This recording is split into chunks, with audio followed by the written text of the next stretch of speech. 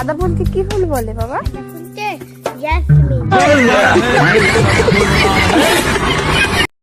ওহন, কি তোমার হাতে?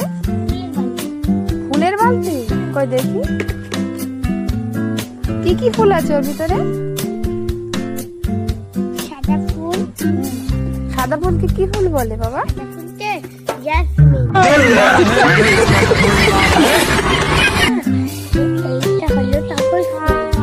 টগর ফুল? ঠিক করে বলো তো। আর টগর ফুল কোথায় দেখাও তো। ঠিক আছে ঠিক আছে।